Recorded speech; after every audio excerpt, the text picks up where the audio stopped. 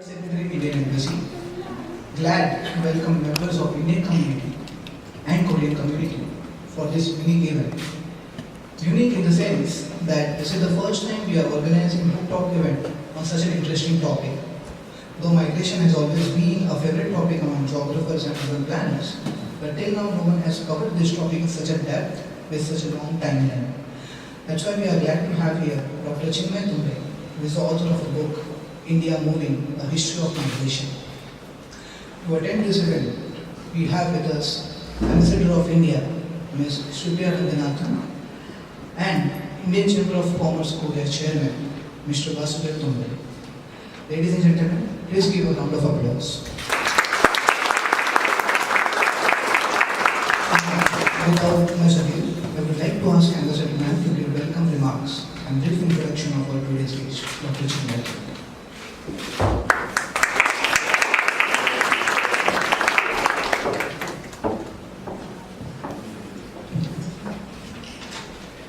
Good evening, everybody. Welcome to Chinmay Tumbe. Thank you to the chairman of our chamber for introducing us to this book and introducing us to this concept. Because as my colleague has just said, this is the first time we are doing a book talk at the SPCC, and we hope that this will be the first of many. I have actually read the book thanks to a courtesy copy that I got from your father, and I found that it was very elegantly drawn together, all the various threads that we keep talking about when we talk about migration within the country, out of the country, into the country. So all these aspects, the reasons for these, what is happening today by way of shifts in urban migration, how we are handling it or mishandling it. I think there's a lot of depth in what is being covered, and I very much look forward to what you will have to say and give us an even deeper understanding of this very, very interesting and current phenomenon. So I'll not stand between you and your audience any further, but we welcome you greatly to this. Thank you.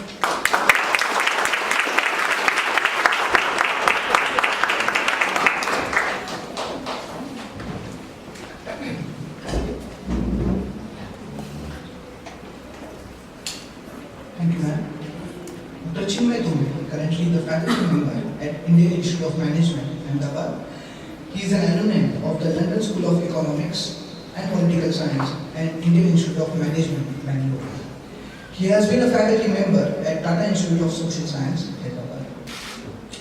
This book was launched at Delhi on 10th of July 2018 at the hands of the then Chief Economic Advisor, Mr. Arvind Subramanian, who has written the foreword for this book, and Dr. Rajiv Gowda, Rajya Sabha Member of Parliament.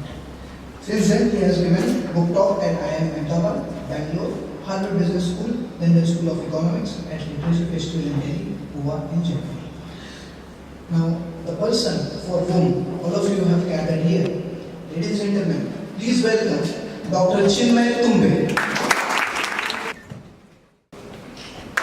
Thank you.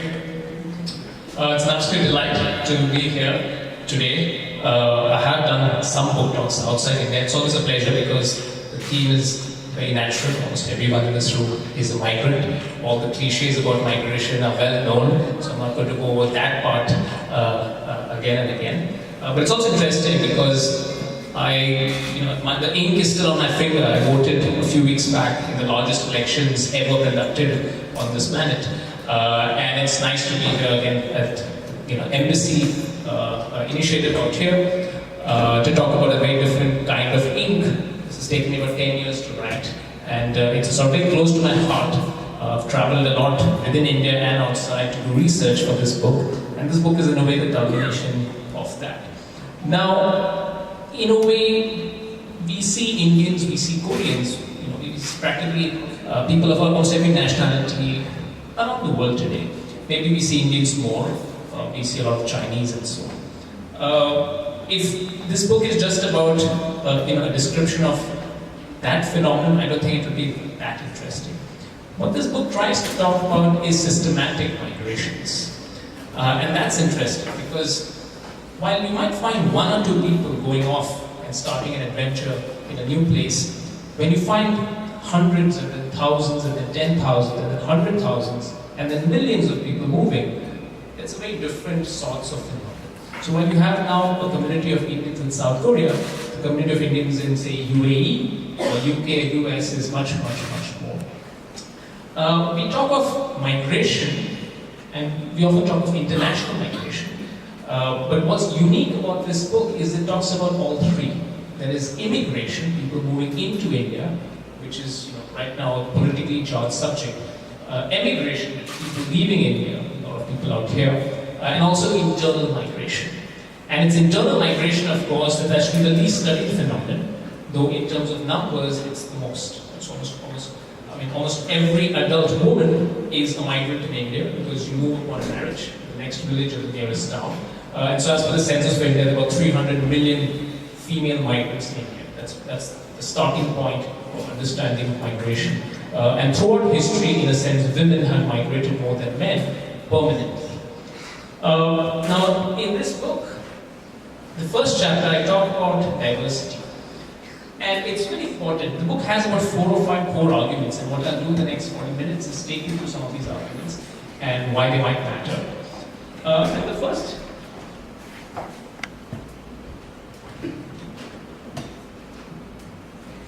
And the first argument is on diversity. When we introduce India outside India especially, we often are very proud to say that India is a very diverse country. India has multiple official languages, variety of religions, festivals, food, and so diversity is a very core part of the brand called India. How was this diversity achieved? And the book starts off with this question because if you see a country like Papua New Guinea, it actually, as per the language atlas, has more languages than India. And that's very, very interesting that those languages developed in isolation. Those languages, those dialects developed because the different people on the different islands never interacted with each other. So when you look at that region today as a whole, it's very diverse, but it's a diversity achieved through isolation. Is that the model for India?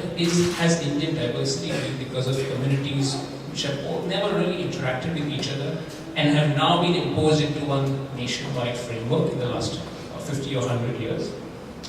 Or is it more like the New York subway train? Or even, for example, any big city train where you see people of different nationalities, different faiths crowded and going to work together. And I'll give the first chapter that this is actually about interaction. And so Indian diversity is not about isolation, it is about interaction. And this interaction is, of course, through migration.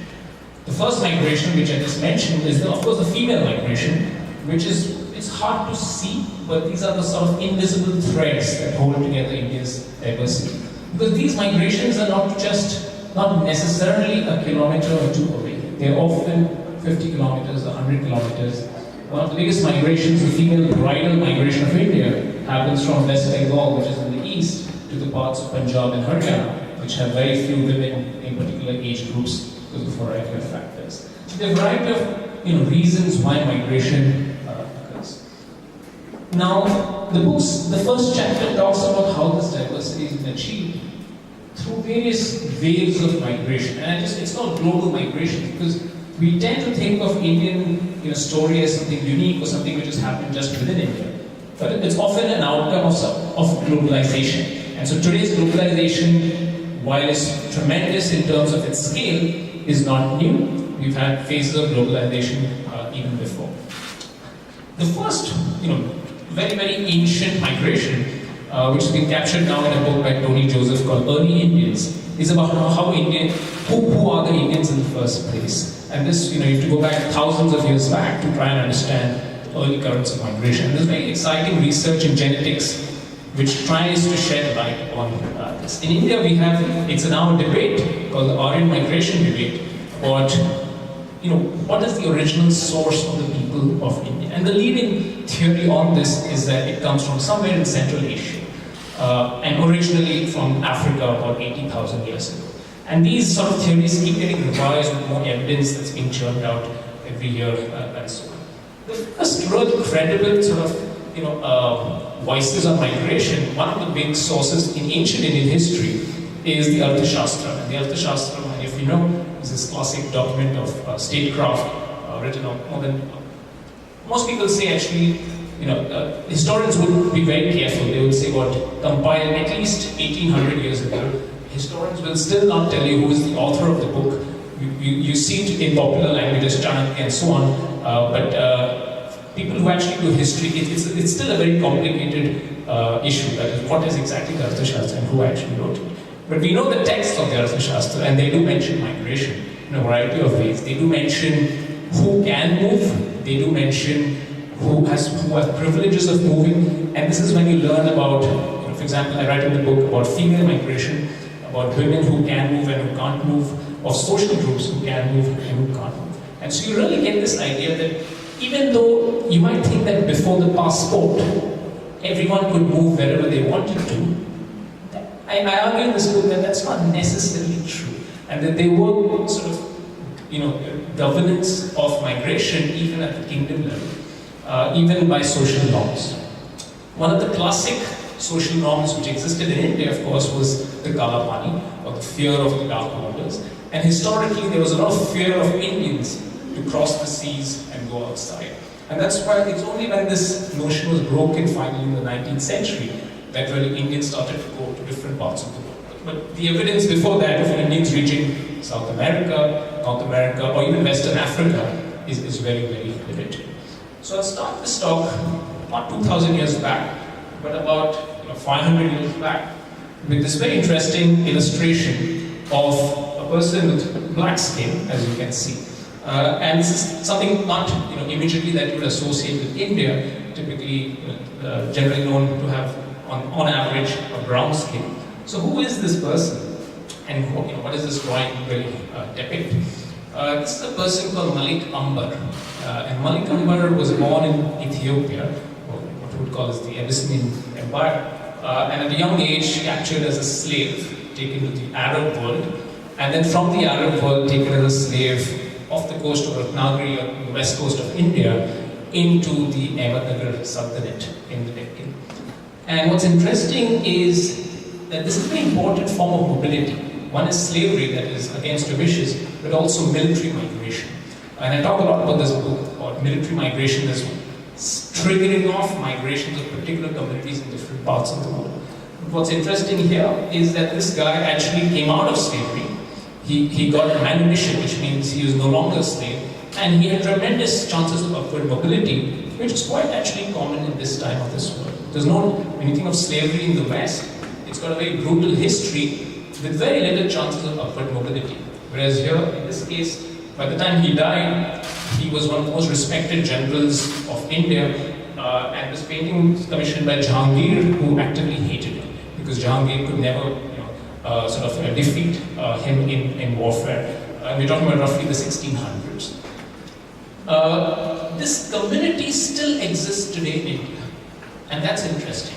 The descendants of a few African slaves, not few actually, but more than 10,000 at their peak, their descendants still exist in India today with black skin. Okay? In the sense that the racial sort of features are very, very Ethiopian, or some would say roughly from East Africa. And they are found, it's a community called the Sindhi community. They're found in Maharashtra, in Gujarat, pretty much the same regions where they come from. And India is home to just stunning variety of communities that trace their sources from different regions, both internal migration within India, but also international, as in this case. And just to round the circle, the management school that I work in, the Indian Institute of Management in Ahmedabad, has a very beautiful logo of it's a mosque in Ahmedabad, and it's called the Sindhi Side Mosque, right? And so just to give you a very direct connection of an Ethiopian immigrant in the 16th century influencing the logo of India's leading management school. That just tells you how interesting the channels of migration can be. Now I'm going to cut to the 19th century, and this is roughly in the 1830s, when India's first major overseas recruitment started. And you'll see that there are people trying to get off a boat in Mauritius. Okay, Mauritius today, India either know it as a fantastic getaway destination, or of course for round-tripping money. But in 1830s, it was a very important source of recruitment. You've probably heard of this word called indenture labor, and a lot of Indians went around the world on that. It's interesting to note that when this system started in Mauritius, there were already Indian slaves on Mauritius. This is not when the first recruitment started for Indians. And some of the plantation owners themselves were Indian. Again, this is just to complicate the history of the world that we know. That this is not a story of Indian labor being exported. Indian capital has also been consistently exported for many centuries. And I'll come to that in a bit. In fact, the book mentions a lady called Mary Rosette, who was a slave from Pondicherry, and she went to Mauritius as a slave, and she again rose up like Malikambar, and she's one of the richest women in Mauritius. She owned land in the early 19th century. In the 18th century. So there are remarkable cases of migration of both men and women in this sort of time period. Now, when the British really captured India by the middle of the 19th century, they made two decisive impacts on mobility. One is actually negative. Indian migration, especially within India, actually fell as British rule consolidated. And this is because of a lot of displacement of traditional social groups who used to move. Most famously, the Banjaras. If you've been to Hyderabad, in a very posh area called the Banjara Hills. But the Banjaras is a community which were in logistics for a very long period, and they were displaced by new technologies. A lot of communities were displaced by colonial rule, and colonial rule often enforced people to stay where they are because it was easier to collect taxes. It was easier to enforce revenue. So this was one way. So India, in a way, a lot of communities which were historically on the move actually started becoming sedentary, and in that process actually became poor. And a lot of these communities are very, very poor today because of this negative shock.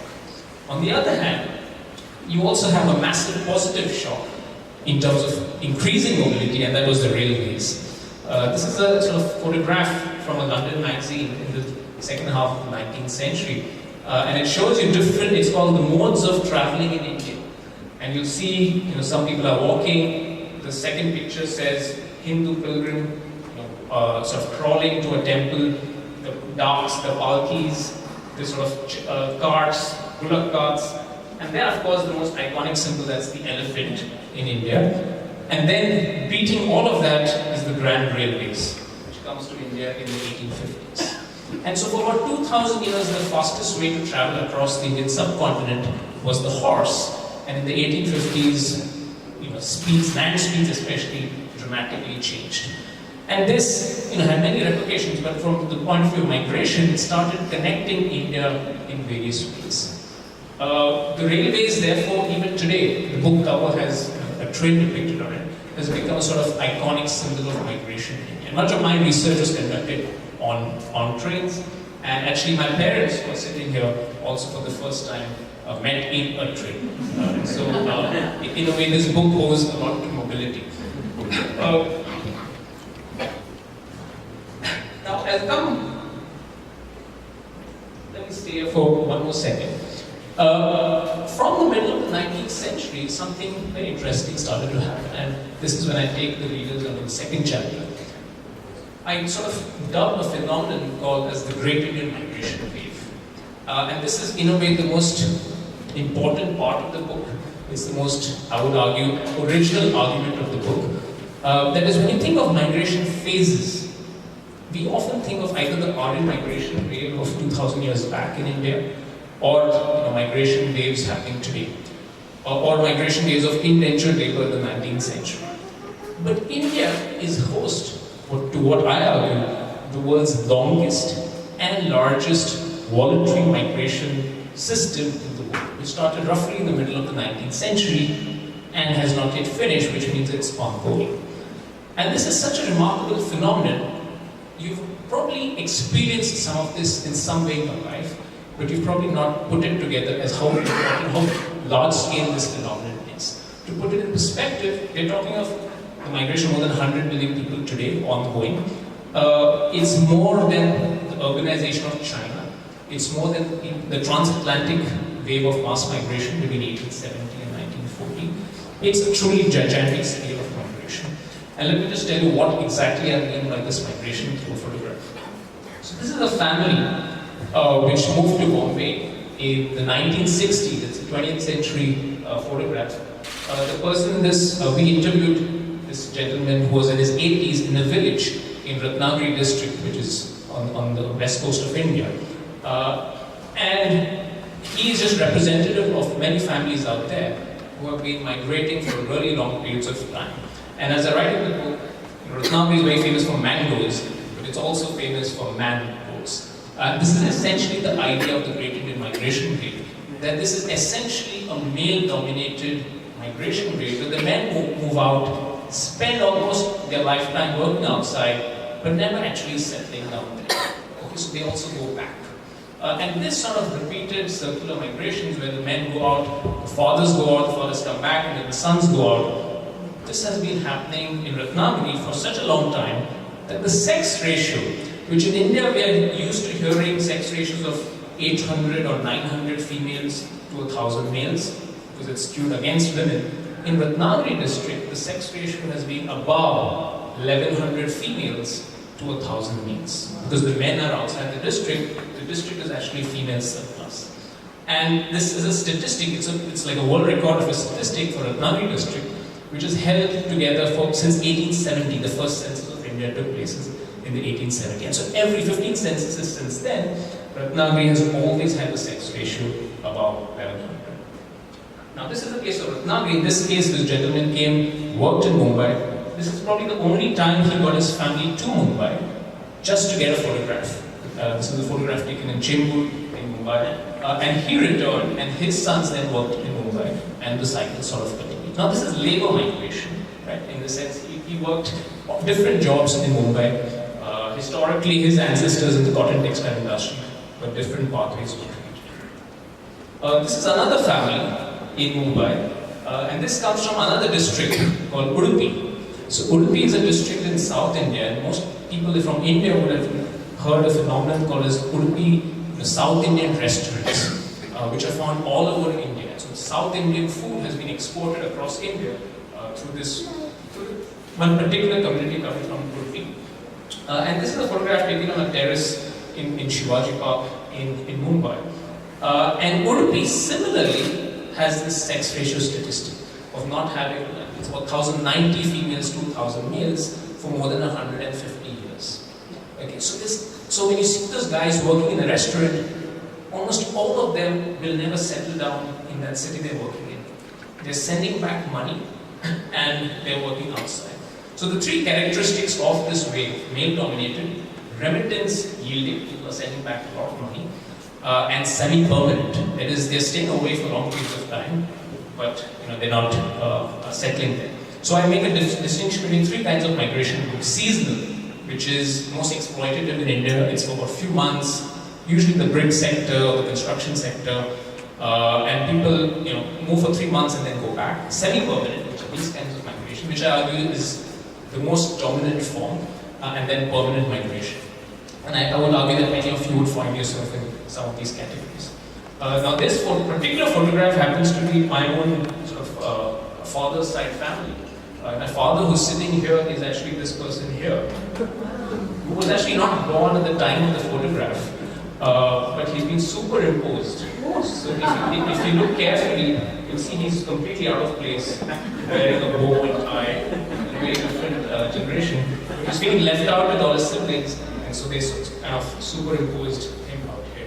Okay, but this is a family which comes from Udupi, and this is a unique family from Udupi which actually settled down in Mumbai. Most families from Udupi actually would go back and they continue to do so. Okay. So what is this Great Indian Migration Wave? And much of my research has been trying to dig out information, statistics, interview people. And this is a sort of chart that I've come out with. And just to give you a sense, all the red shaded districts, so the reds are the dark shaded districts, belong to the Great Indian Migration Wave. And so if you look at what I talked about, Ratnagiri is this district here, south, and Udupi is out here. But you'll find so many districts, more than 200 districts or more than 600 districts of India, which fall into this category of persistent male-dominated, remittance-based, semi-permanent migration for a lot of decades, in most of them for more than a century. This is a remarkable phenomenon, however you look at it. And what's interesting is that many of these places are some of the richest parts of India today, and some of them are also the poorest parts of India today. So this is not just a story of poverty driving migration. For example, if you took a drive, it's a beautiful drive from Kanyakumari in the south to Mumbai along the west coast, you'll find that all through this drive you would find two things.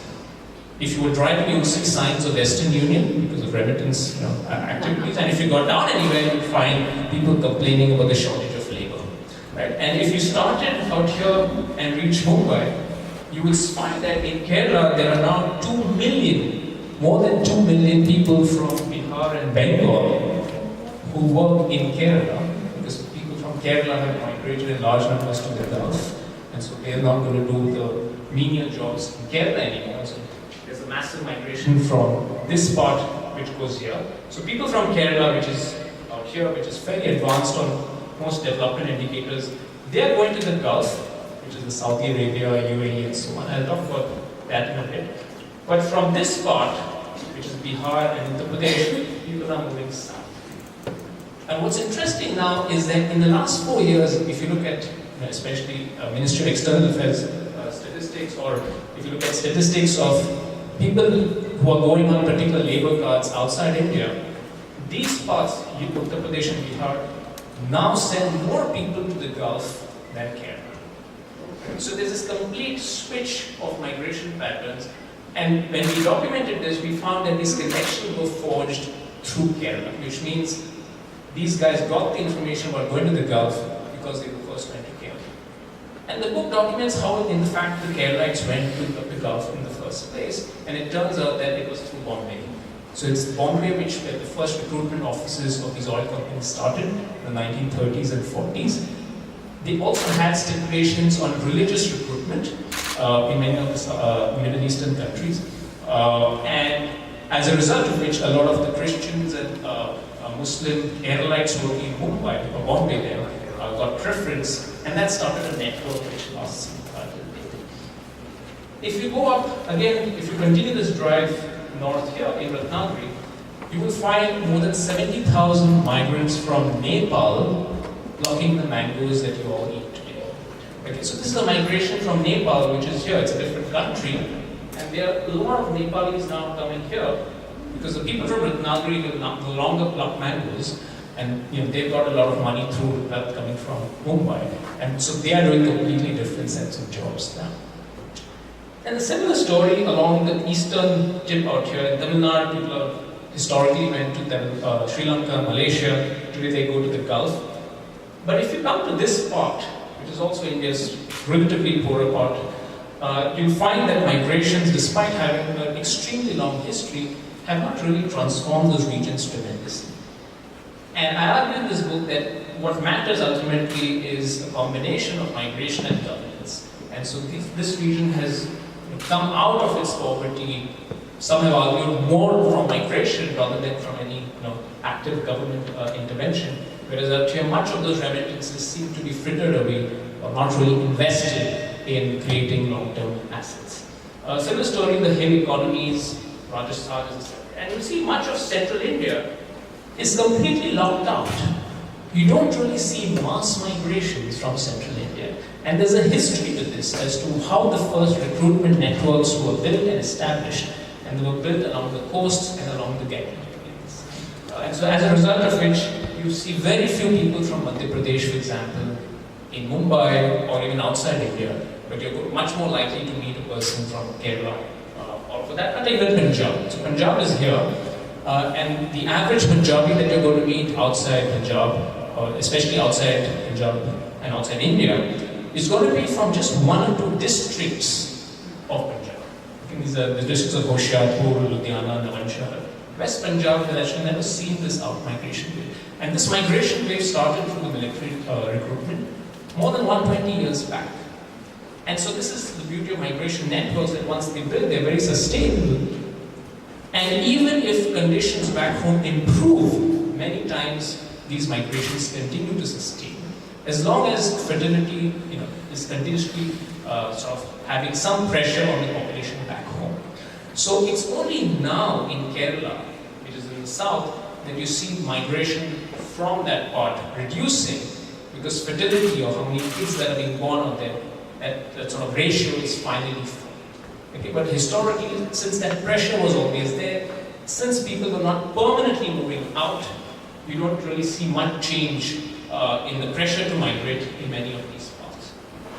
So the Great Indian Migration Wave is largely a story of labor migration, but, and this is what I talked about in chapter 2, there are various district histories. This book it argues against looking at India at the provincial or state level. I argue that it matters to look at districts, because contiguous districts have a much wider history. For example, if you look at Maharashtra and Karnataka, which are these two states of India, you would say, there's not much that you can say about migration. But if you look at it as one side of the Western Ghats, which is by the West Coast, and one side out here, there's a world of a difference. Okay. And by the way, this also includes Goa. So if you thought that Goa is this great place where people always go towards, Goa has historically been a remittance-dependent region. It continues to do so in many of its taluks. So if you actually go to Goa, you find many people, there are many tourists in Goa, but there are also a lot of people who work outside Goa. And interestingly, when a survey asked where do these people go, they were captioned in a place called No Man's Land, because most of them work on the merchant navy.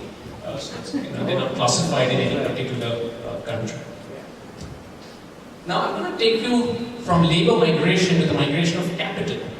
And that's the migration of money, the migration of business. And I think there's a very close link between the two, especially in the 20th century. And that is that the Great Indian Migration Wave and how rich Indians or the people with capital have moved has been closely linked. Especially, Gandhi had this famous quote, the chapter begins with that where there is an Indian laborer, you will find an Indian merchant. Some would argue that that's maybe reversed, that analogy is reversed now. But why does this matter, and why do we need to understand this? I work in a management school, and what's interesting is that even today 70% of the big business of India is concentrated among these 5 communities. If you look at family ownership of businesses, 5 communities with a population of less than 1% of India have 70% of big business. If you look at corporate directorships, the 1,000 largest corporate in India, if you count all the directors, that's about 10,000 directors on the board, about 45% of them belong to these few communities. So these are staggering statistics about how a few communities sort of have sort of dominated capital accumulation in India. So, of course, all of us, all the Indians in this room, I think, are well versed with these communities, and the regions that they hail from are highlighted. But for the benefit of those who don't know anything, I'll just mention some of them. The most famous ones, the iconic ones, are called the Marwadis. Right? And arguably the most famous Marwadi firm today, he is a person called Mr. Birla, he's the chairperson of often financing who would win a war and so on. But spatially, geographically, what's interesting is that they started to move in large numbers. In the case of Marwadis, they first moved here, then they moved to Calcutta, and then across India. And by 1844, there was an editorial in the Times of India, then a different name, which said, "Beware of the Marwadi." And it basically argued that these guys are going around everywhere exploiting Indians. And 100 years later, the newspaper firm was owned by a Marwadi, which continues till date. What's interesting is as these communities started to move, there was also a backlash. And this is important because we live in a time when migration is such a political hot potato that both migration of labor or migration of capital, but I would say more migration of labor, is looked down upon. Strong walls being built around the world to reduce these flows. And you see some remnants of that in Indian history as well, especially when business communities started to move, generate wealth in the areas that they're going, they were resented. And so the Marwadis in Bengal, famously by one nationalist who were called parasites, even worse than the British. So these were the kind of reactions being generated when these guys. And as I write, in the case of Marwadis, we know for a fact that the Battle of Plassey, which really got the British into India, was financed by this, massively rich house called the House of Jagat Seth. And so as I write, but we also know that the Indian freedom movement was massively financially backed by Marwadi capital. And so as I write in the book, Marwadis were very instrumental in placing the feet of the English in India, but also ensuring their culture. Right? So at both ends, all those 200 years, they had a very interesting role to play in the financing. You then have Gujaratis, the most famous being Prime Minister of India, who's also a migrant, a homesick migrant. He keeps complaining about being outside Gujarat, much like Babur actually, 500 years back. Eternally homesick, always wanted to go back to Persia. And then you have the Sindh, and I believe there are a few people who belong to this community in the audience. So I'll just talk a bit about Sindh or Sindhis. A lot of stereotypes built around this community. And one of the most famous being the fact that they were into stereos for a long time, and the hardware equipment. If you go to any Sindhi sort of place around the world, first basic gizmos for tourists, then it moved to hardware, especially music instruments, Walkmans, which is a big deal back, and of course a variety of merchandise equipment today. But what's interesting is they're a twice displaced community. So they were displaced once when in the 18th century kingdom started falling in that part of the world, and then they were displaced massively again by the partition of India in 1947. And in both these displacements, this community was scattered wide. But I know one person that I've been studying. It's called the House of Motwani. The House of Motwani used to make these mics. They used to call it the Chicago radio. You see old photographs of Gandhi speaking or Nehru speaking. You see Chicago radio written on the mic. Chicago radio is just a name he borrowed from outside. And he was a migrant from a Sindhi migrant before partition who moved to this part from Karachi to Bombay, set up shop, and he saw Gandhi on a stage without a mic, not being able to reach his voice at the back of the audience. And so he said, I have to develop this business of mics. And he started importing these mics.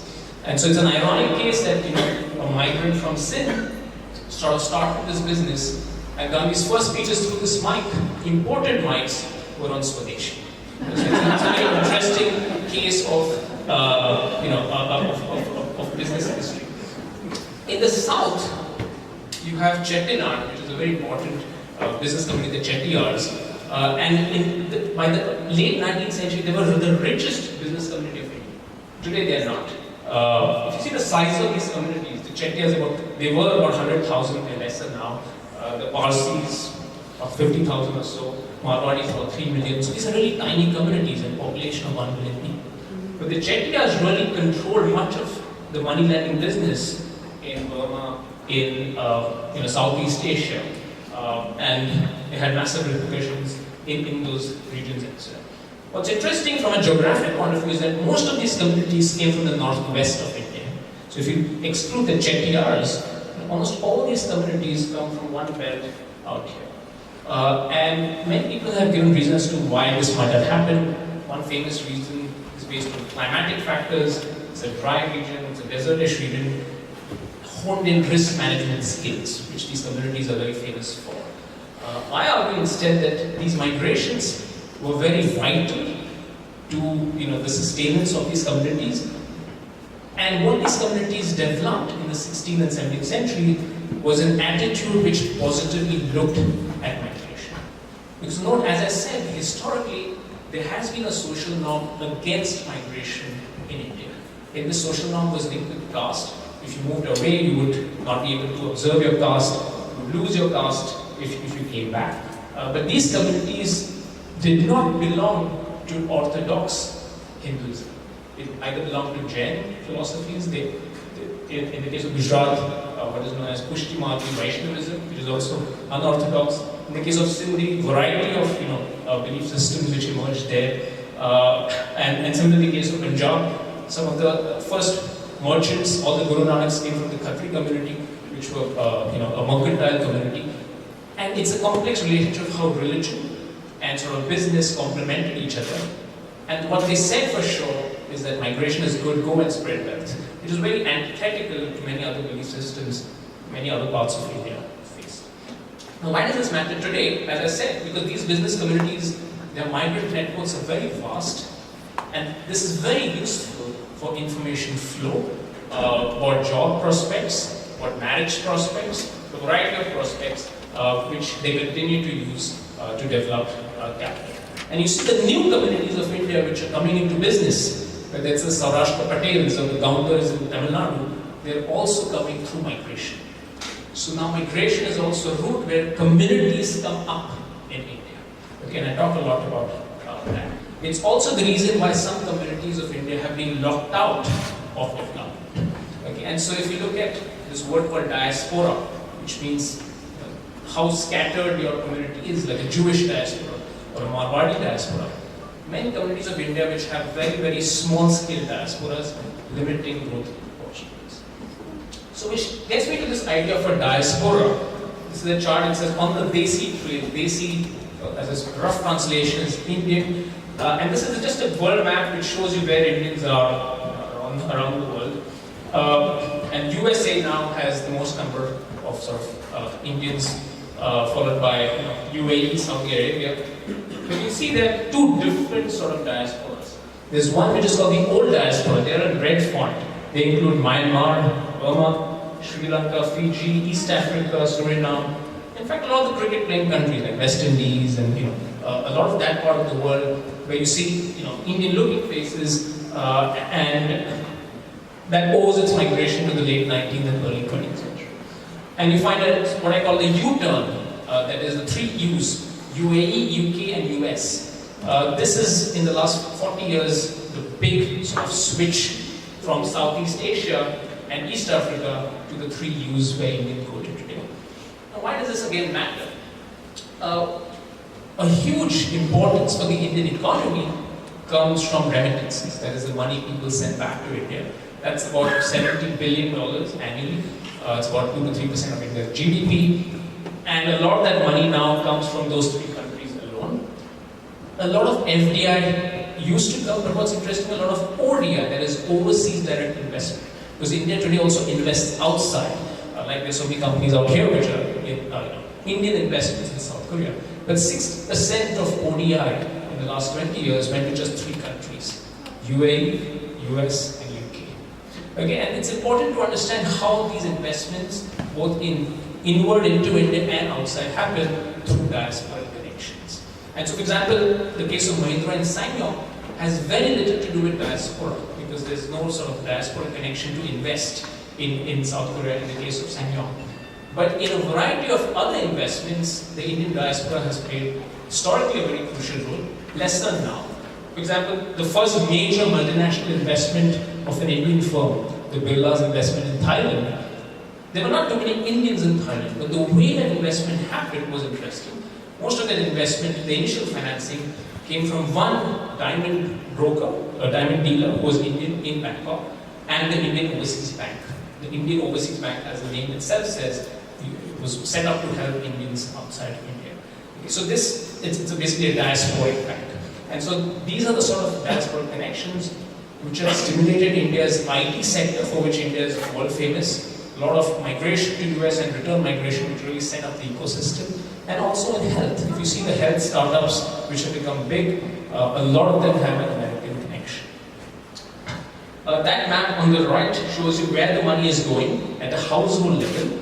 Half of the remittances go to the big cities, they go to the stock markets, the real estate markets, and half of the money goes through Western Union kind of channels. And they go mainly to the West Coast and parts of Punjab and Rajasthan. From Punjab, some of you are aware that the big destination has historically been Canada. But I spent a year of my life working in Florence in Italy, and Italy today has 200,000 Indians, which is unheard of in terms of scale. And almost all of them are Punjabi workers, almost all of them from one district in Punjab, that is Hoshiarpur. Almost all of them working in the same sector, that's the dairy sector. So if you eat cheese in Italy, it's pretty much been made by Punjabi workers in northern Italy. There was a lot of other fascinating stories mentioned in the book about how Indians reached Fiji because of one governor's sort of intuition, how Indians reached Suriname, for instance. And also, if you see in the previous chart, India also had the historic connection with Central Asia, or this part, just beyond Persia. And so the Khatri sort of merchant networks were very strong, almost reaching till Russia in the 18th century. This is just to give you a flavor of what a passport looked like earlier. I thought it's important in an embassy talk to talk about passports at least once. And this is the passport of Godrej. Again, a very famous immigrant community in the Indian subcontinent, belongs to the Parsis, one of the most famous communities of India, with roots in Iran. Right? So they have roots in Iran. They still maintain traditions which are based in Iran. Some of the wealthiest communities of India, some would argue activated industrialization on a grand scale. For those who don't know, the Tatars belong to this community. So the Tatars historically have been a Parsi community. The Parsi community also has given India a very big firm called Godrej. And the Godrej is one of the few companies in India which maintains an archive. You can go and do research. And so in this, you'll see a passport, and you'll see that you're a subject of British India. So this is a passport taken in the 1930s. This will be a flavor of early Indian migrants in the 19th century. There's only one or two Indian migrants there, but this is a bunch of people called Laskars. In fact, the word Lashkar, more infamously known in Lashkar-e-Toiba, also has a root in this. But Laskars are important to understand Indian migration. Because some of the first Indians who went around the world went as sailors on ships. And they jumped off the boat and started their own life. Many times started their own communities. In the US, you'd be surprised to know that the first Indian communities again had their roots from the Laskars in Harlem, in the East Coast, not the more famously known Indian on the West Coast. And in UK, almost all the Indians, big immense communities, have traced their roots to this community. It's from Mirpur district, now in Pakistan.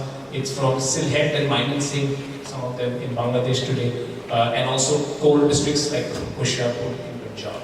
And so, particular channels, whether it is military or sailor routes, have spawned the Indian diaspora in different ways. This is a really remarkable picture, and I use it to illustrate a couple of things. One, this is in Eastern Europe. This is an example of an Indian business in Eastern Europe, just to give you the scale of, or really the variety of Indian migrations that have happened in the last 20 years around the world. I also show this to show you the pressure cooker. And I argue in the book that the pressure cooker is one of two important objects that all Indian families who leave India carry outside, the other being the mug. And if you see this picture, what it's trying to do, he's actually converted this pressure cooker into, it's supposed to be an Ayurvedic spa chamber. Right? And he's using it to sort of generate steam, which then sort of activates this. Indians have a word called jugaad, which means frugal innovation. This is a classic example of how that can work. But what's interesting now is that Indians who are going now, it has never been so wide. In terms of scale, I argue that in terms of scale, there have been times in the 1900s, 1910s, when there was mass migration to Burma. Mass migration, just like we see mass migration to the Gulf today. But in terms of just the sheer variety, Indians are practically in every country of the world today. There are a lot of Punjabis even in South America today. You find gurudwaras in Argentina and Chile. Now, there's a whole chapter in this book on migrations which are involuntary. All the migrations I've talked about so far pretty much have a voluntary streak, apart from that slavery picture that I showed. Okay, and it's important to note this because India has also been, when we talk about the Syrian refugee crisis or refugee crisis around the world today, India has been witness to some of the world's largest refugee crises, which in terms of like a world record, which still hold.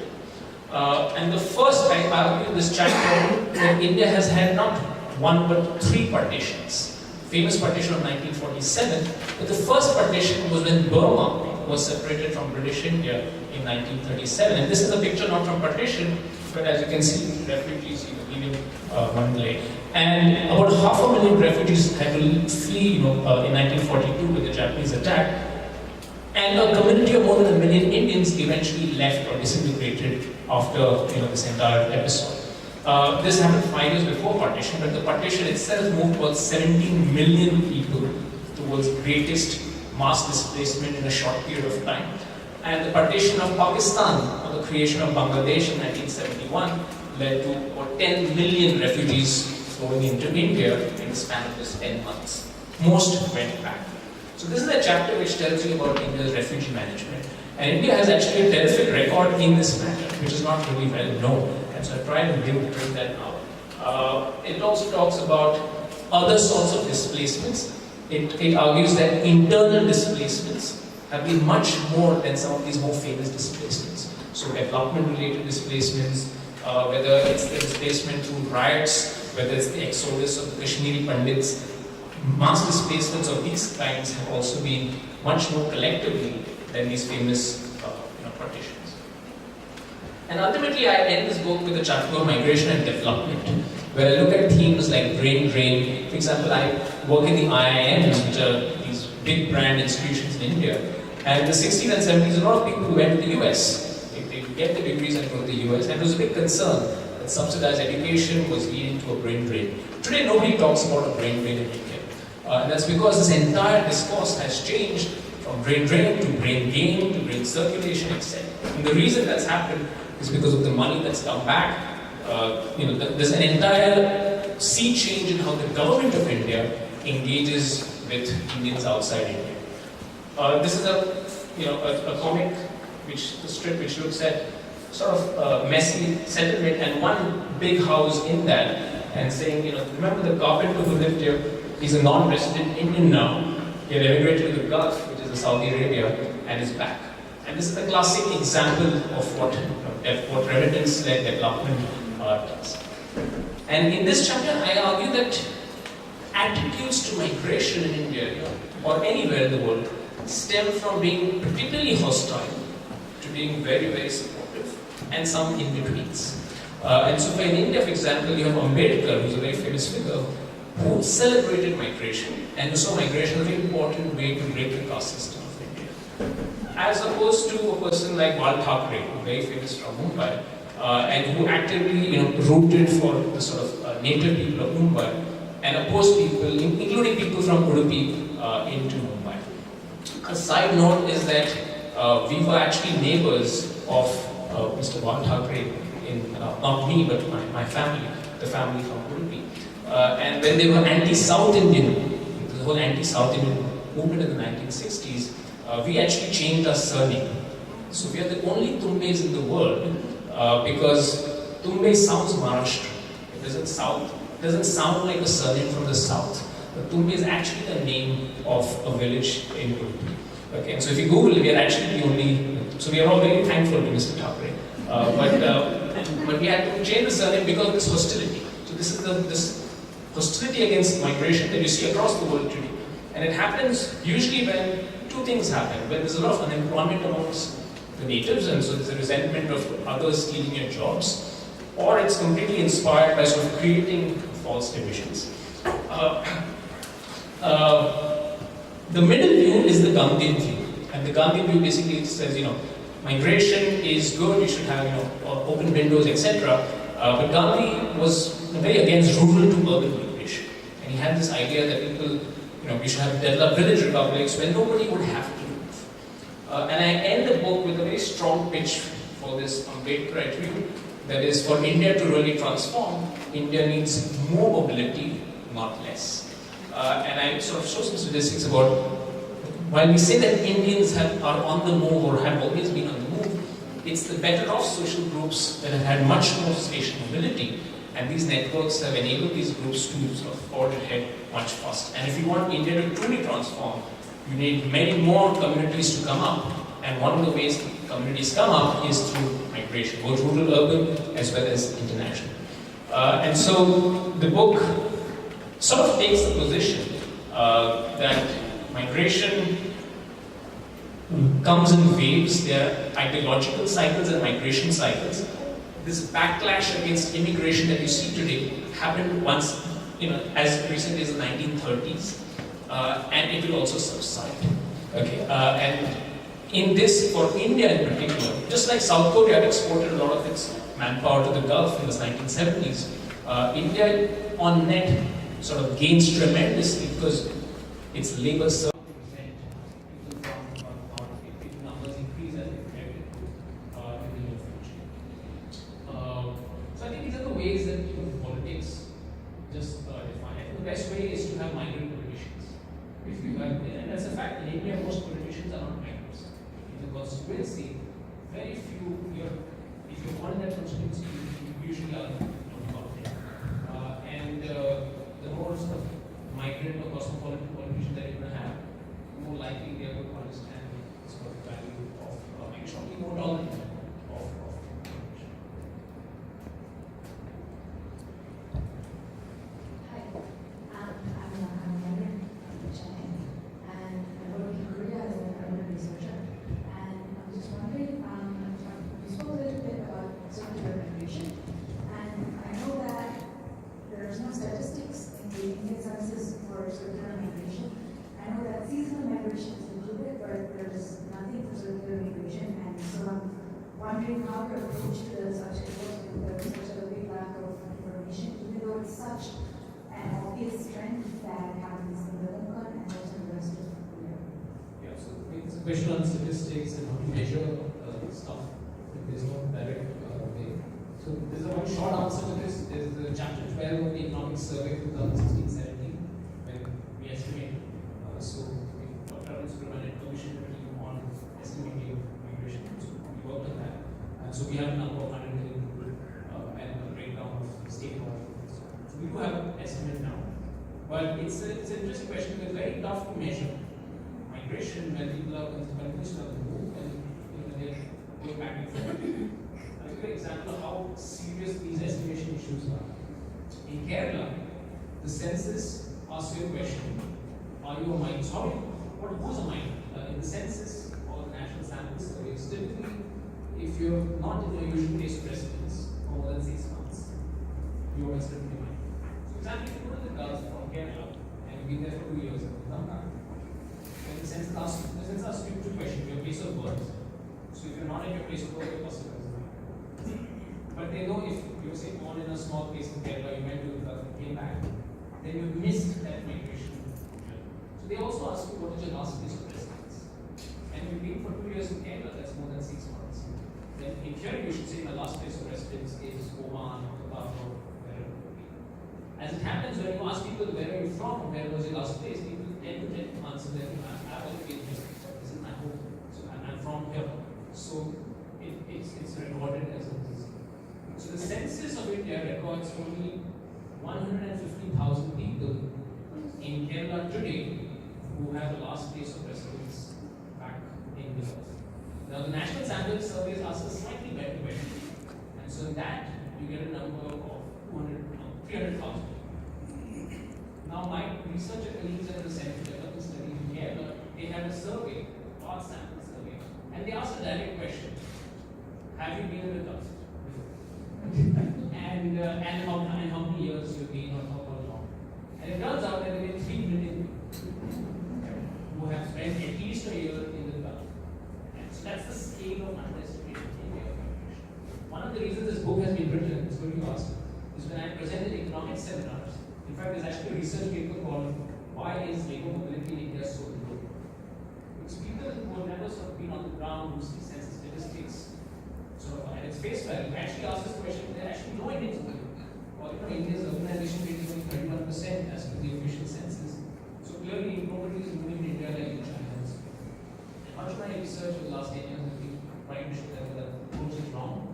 We estimate in different ways, and that number is quite huge. I chanced upon this statistic called the sex ratio, and it's been a wonderful statistic because it clearly tells you in working age groups. If you have 15 in working age groups in Bishapur, in Saran and Bihar, in Sivaganga and Tamil Nadu, or Benjam and Odisha, different districts across India, you will find sex ratios of 1,400 females to 1,000 males in age groups, say 25 to 30. And that's because the men are outside. You can't have such high female surpluses. And you either have a huge epidemic, which is sex-led, or you have a high output. and so that's how I realized the story of persistence. Because this whole vertical is very fascinating. When I started it, the dominant theme was that there's very little migration. I mean, yes, you see things everywhere, but in terms of numbers, it's actually as a proportion to the population, it's very small. Then I chanced upon different statistics, and when I saw this remarkable time series of, Ratnamani's ratio of more than 100 years, it really hits you. And then when you start asking people, some of my research was done on train. One of the longest train rides in India today is from East Coast to Odisha to the West Coast, Gujarat. More than 500,000 migrant workers from Odisha working in Gujarat. And it's interesting when you ask them, when you probe questions in the migration histories, all of them will tell you of a story of their great grandfather or someone working in Burma. Because we know for a fact that this was just like Kerala to the Gulf 100 years back, it was East Coast to Burma. So Rangoon was like what? And it's there the migration memory. If you probe enough, it's about 3 or 4 generations away. And you find suddenly some flashback of Burma is said even in April conversation. There's a note in the book on Burma colonies, just like we have NRI colonies today, Bangalore and so on. Across India, we find Burma colonies. And these are colonies of basically people returned from.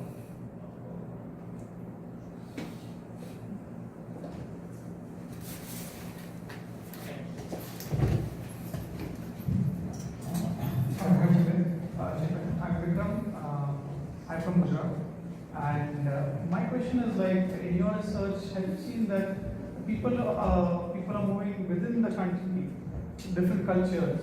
So have you seen the intermingling of the cultures and the effect of migration on the cultures? Because what I have observed is like, if you see Marwadi settle down in Bangalore or other part of the country, they're still the cultures same, even from like 100, 200 or 300 years. That has not happened. And do you see any reason for that? Yeah, it's an excellent question. Essentially on assimilation. We can talk about international migration assimilation. What you're saying is people cultures are also intermixed, or how assimilated communities get within India. So one thing is assimilation happens at there are multiple dimensions. So this Marwadi of family that we talked about in Bangalore, if they begin 2-3 generations, it's quite likely that they speak fluent Kannada. Just like they usually speak fluent Kannada. So they are assimilated on language. But India, even today, number one reason why you have such sharply differentiated communities in India, despite migration, is because of language. Because even today, as per the India survey, survey, not sample survey, which reports this, over 93% of Indians marry within this class. So that tells us. So that is, and that's been happening for the last century. So it's such a strongly Indo-Gangetic society that even if you move to another place, you might pick up aspects of the culture and language and so on. But stuff which is within the community or class, typically eating habits, typically rituals, religion, core aspects of the community are retained there. So that would have simply families across the world. The break happens when there's a marriage outside. So because India is one of the most Indo-Gangetic societies. And so that's the reason why despite migration, you have assimilation of some towns, but you also have a community sense which sort of still holds true.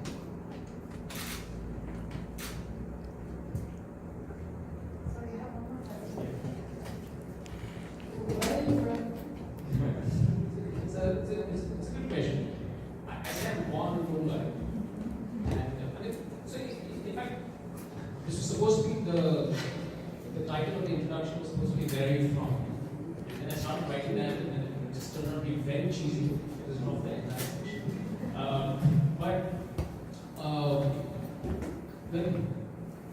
Let me answer this. When I was in London, for example, there's a person with an elevator, you can ask this question, where are you from? And I said, I'm from India. On the outside, you say, India. And he couldn't believe it. He said, I look Iranian. So nobody can stand up. So that's one reason why I said that. But you see that the answer to this question also relies on a lot of elements. So if you meet the average American and you're very fond of California, they're not going to say they're not married. There's a very strong subtext that you know where I'm from. And so if I meet an Indian, if I say I'm from Bombay or Mumbai, Bombay is also the same. If I'm from Mumbai, there's a good chance it also reveals some of the ideas that you know where I'm from. Whereas if a person is from a very small town, which unlikely to hear from, will say, oh, I'm from this place which is very close to Bombay. So there's also a statement to be made in this answer to this question. That is why when I work in an educational institution, and it was very natural, you have a class, we have stunning diversity of reservations in our classroom. We have students from across religions, across class, across regions, in an average classroom of our MA. And if you ask the question like where are you from, it actually tells a lot. But let me take it a bit further. When students come to our institution, they come from 400 students, they come from more than 250 usually, localities of India. These 250 people or 250 locations come to our institution. They get their summer internships in about 20 cities, their final jobs in about 5 cities. Right? And so that's how migration is very the higher education level. Most people once very highly educated, quite likely that you don't live your life in not only a city but a big city.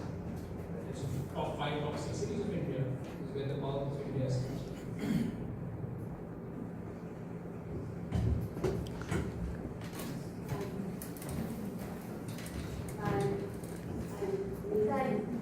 I'm lucky to be attending this talk of yours. I read your book, it's fascinating how you compile so much information and in a book that's very readable and not really very long. I mean, dense. And it is going to read tomes. My family came from Bangladesh. I'm asked this question a lot. Where are you from? I find it very difficult to answer because originally my family moved from Bangladesh. We moved to Hyderabad. I grew up in Hyderabad. Then moved all over the world, lived in various countries, Saudi Arabia, my husband worked in Korea for many years. Now we are settled in US. But as I age, I find that there is a sense of not belonging anywhere. You know, I haven't gone back to Bangladesh. I would like to someday. I have not seen any of my uncles. My father had 7 brothers, not medicine, family member because he was in the army. So, have you ever thought of writing about the psychological impacts of migration? It's an excellent point of, like when she asked me, how come you say I'm from Mumbai? The typical answer you get across the world is I'm from all over. That's one. You're children of army, for example.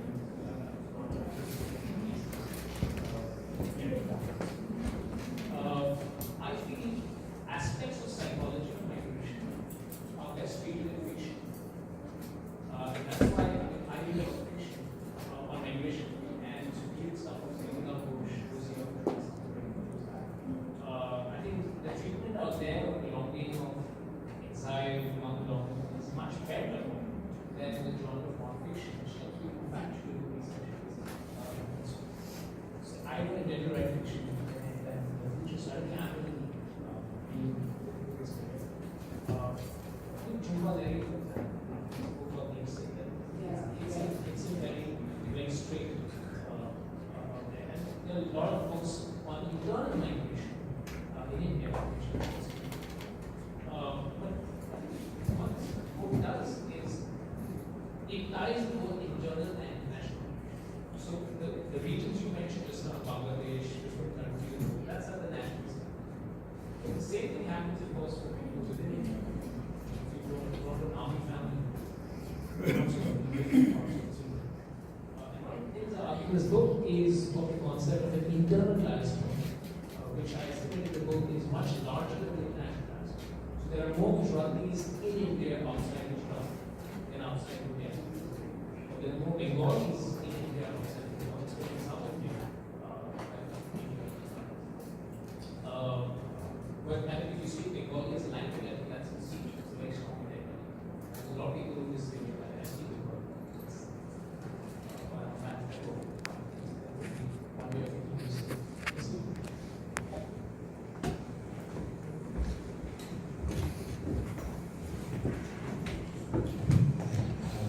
Joshi. I'm a constant migrant moving from one country to another every 15 years. So I'm just wondering, what does migration do to kids? And especially when they're constantly migrating. My son growing up and never thought about it before, but now. That's an excellent question.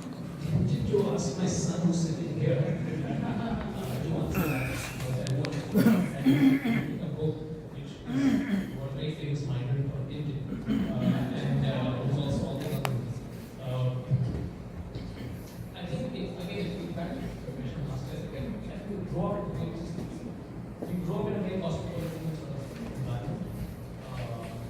I think it's a very good thing in the sense where we shape and a lot of the stereotypes in media, in television, are false. You know, that most people in the world, on average, are very good. And there are few people who might qualify. But the idea that this country is good, I think it works a lot of things. Wonderful background stories.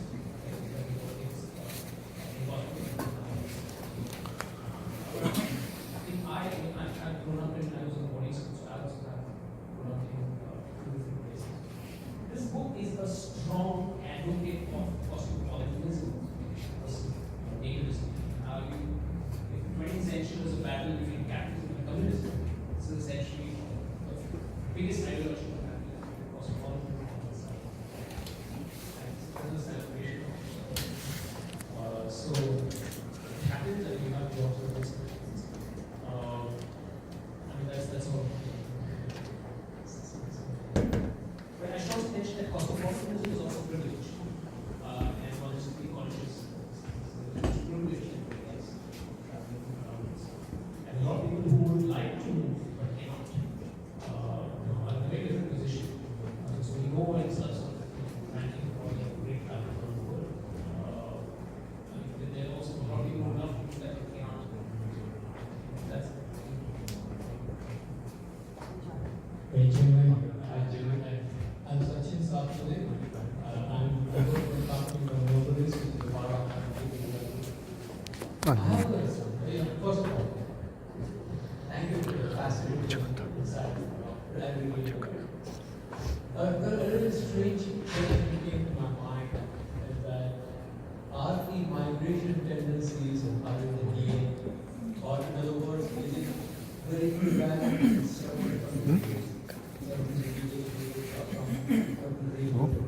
Or do you have a case where the community was a lot of people migration happening in that community and a change over a period of time? Do you have such examples?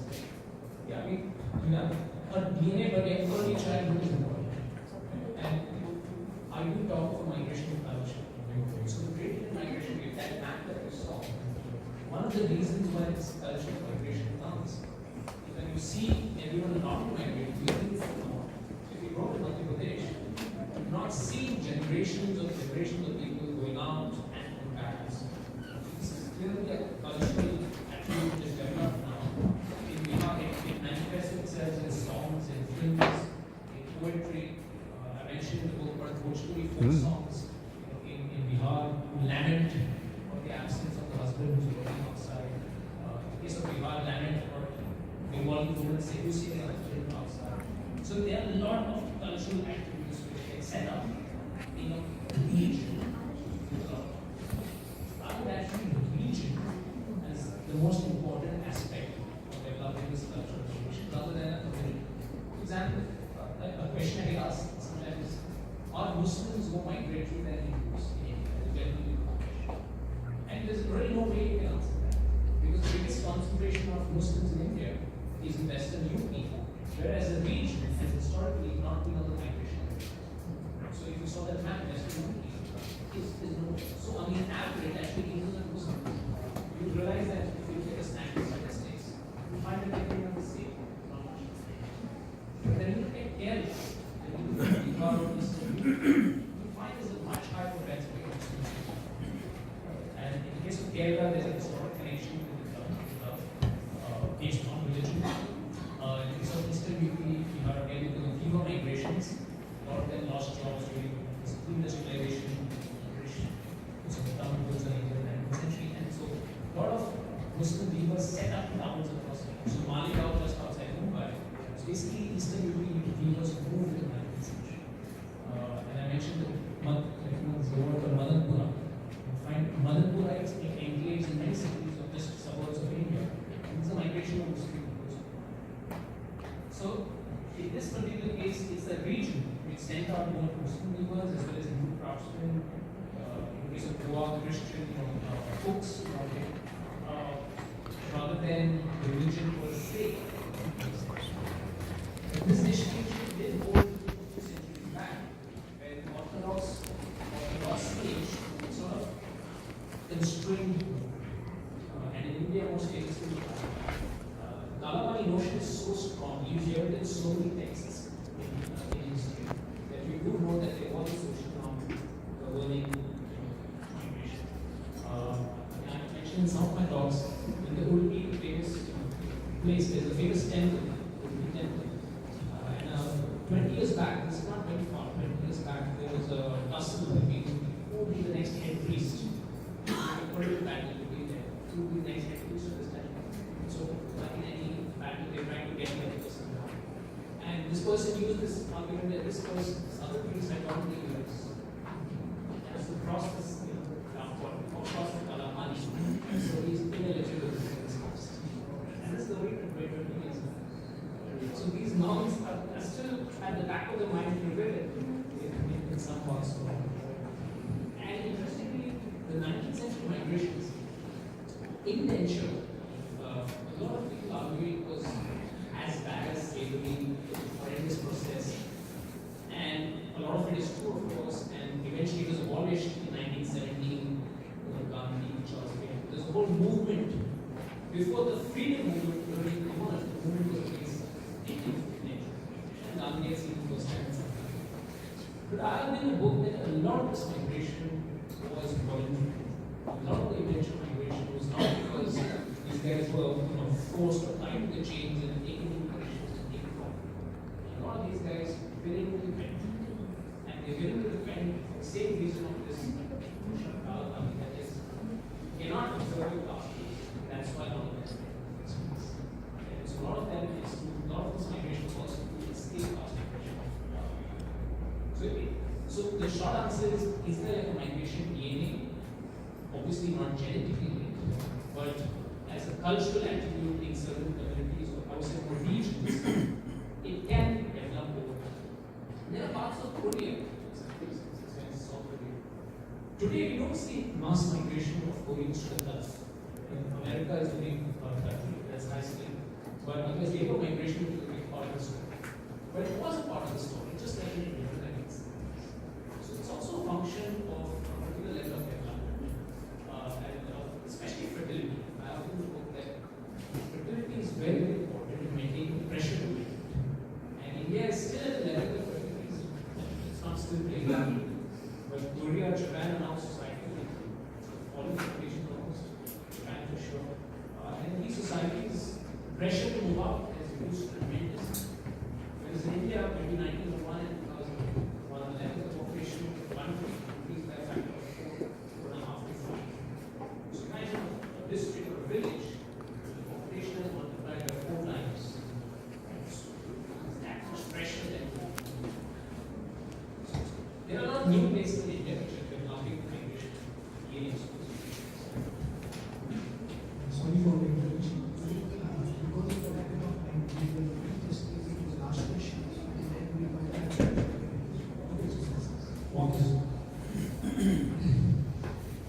I'm ICCK.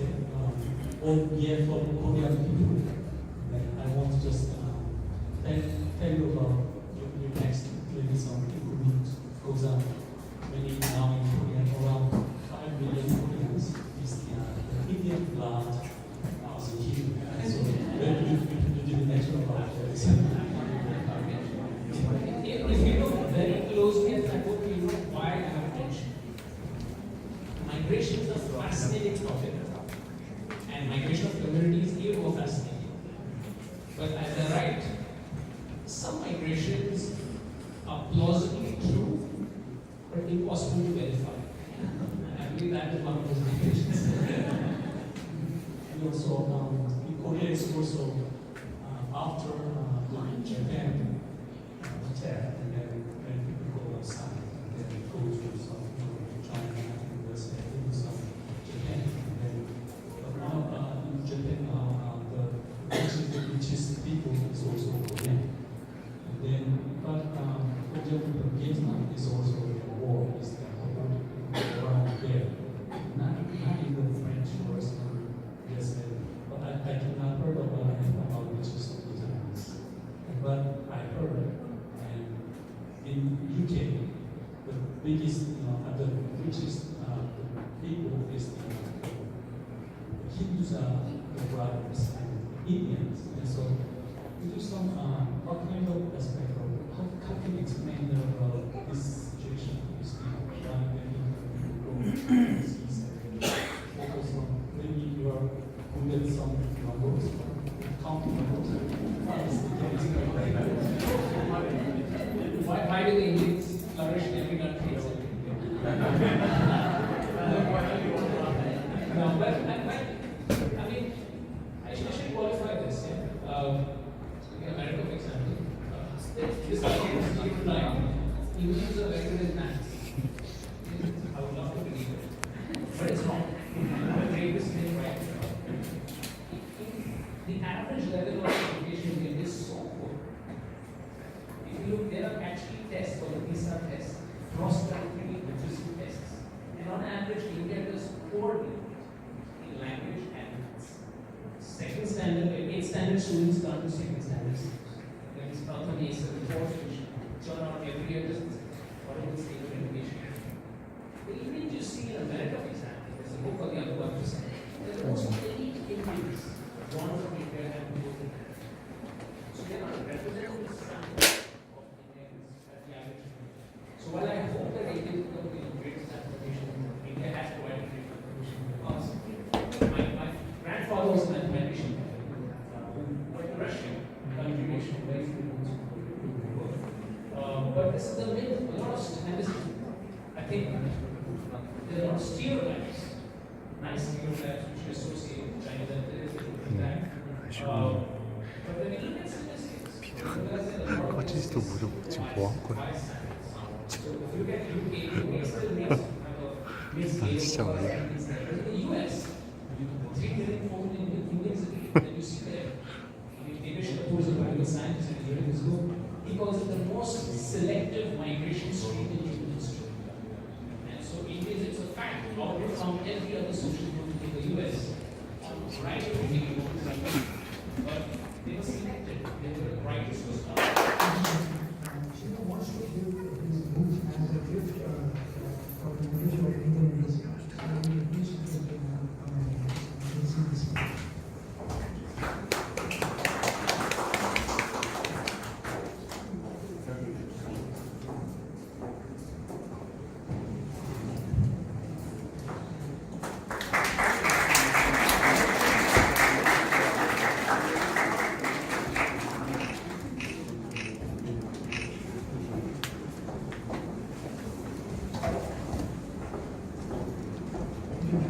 Also wants to give his book as a gift to ICCK.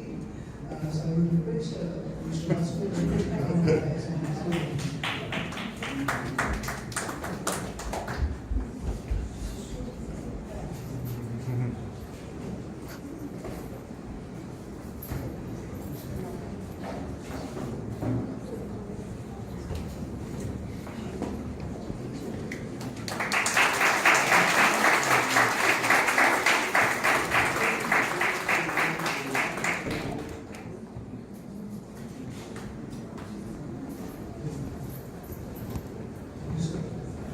So we have reached the end of the session.